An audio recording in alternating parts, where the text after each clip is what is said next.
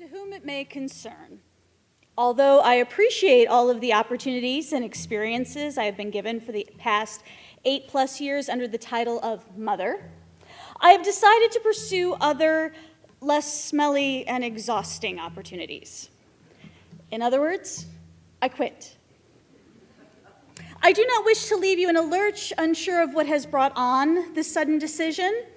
So I shall list all of the concerns I have been having to deal with, manage, or in some cases, just plain ignore.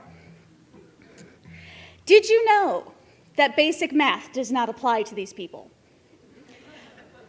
Normally, when you add 1 + 1, the answer is 2.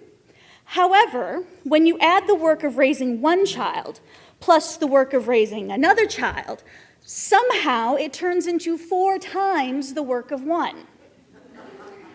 And then when you add a third, I dare not calculate that one for fear of needing to increase my blood pressure medication. Let me give you an example.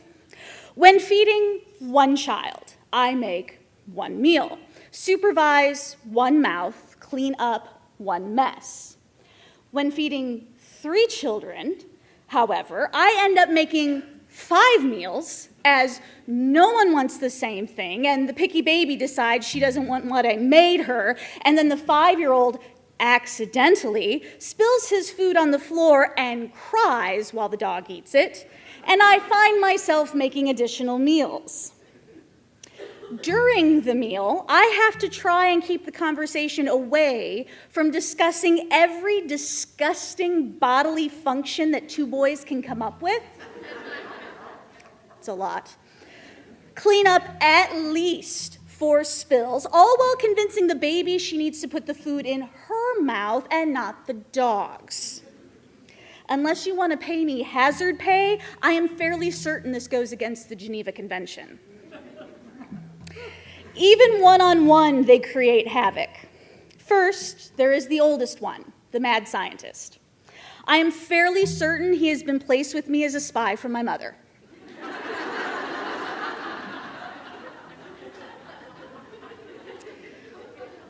When I was young, my mother cursed me to have a child just like me. The mad scientist is loud, overly opinionated, sarcastic, stubborn, cynical, and spends most of his day correcting others. Sound familiar?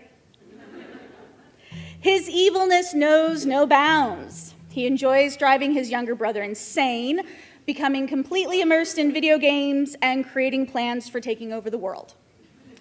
I've seen the plans, he's just missing a shipment of plutonium.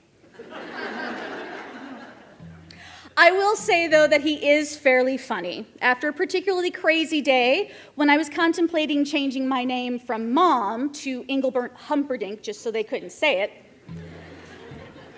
the mad scientist was able to make me laugh. I tried to ignore him as he kept shouting at me, but seriously, he has an amazing capacity for being annoying.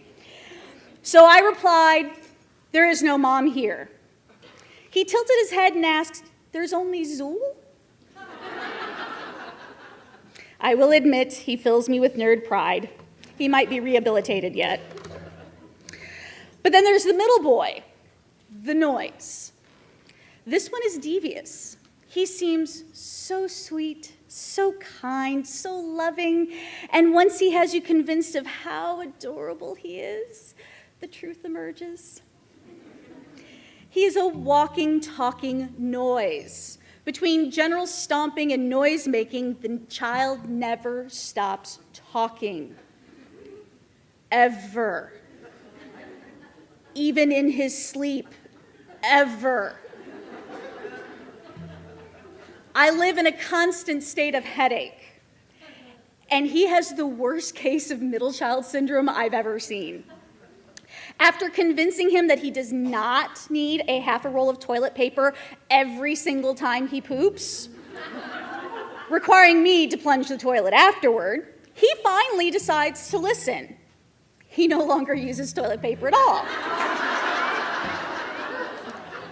No, see, now he uses the toilet seat, the floor, the bathtub, the wall. But hey, I'm not plunging the toilet, right? Oh,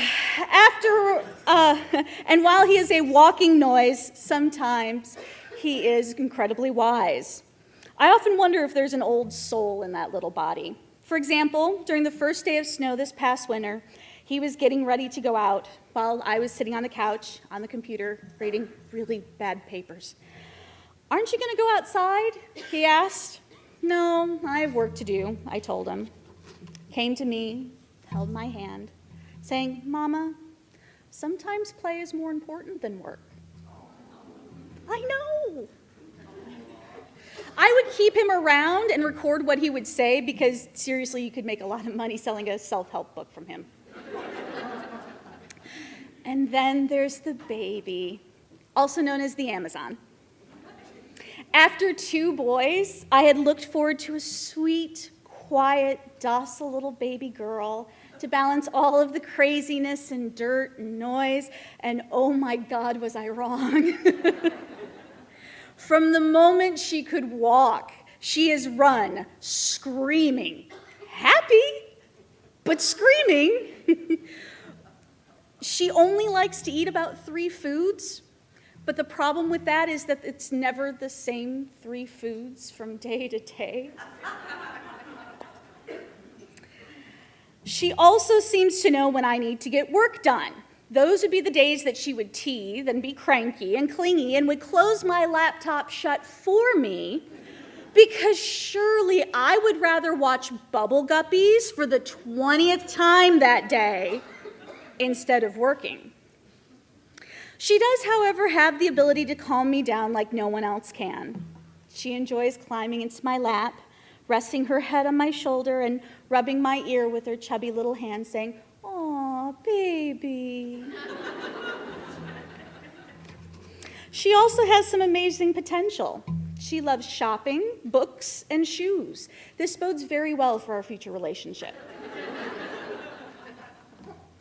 Reading over this letter, it appears that I may have been too hasty in my decision to quit. Yes, there are some issues that make me want to take a vacation in the local rubber room, but for now, they don't overshadow all of the amazing things these little people do for me and each other. I would recommend filing this letter away for future reference in order to try and improve these working conditions, and I will get back to my position right away. But just so you know, if things get any worse, I have a safety deposit box with a fake ID cash and a one-way ticket to Cancun.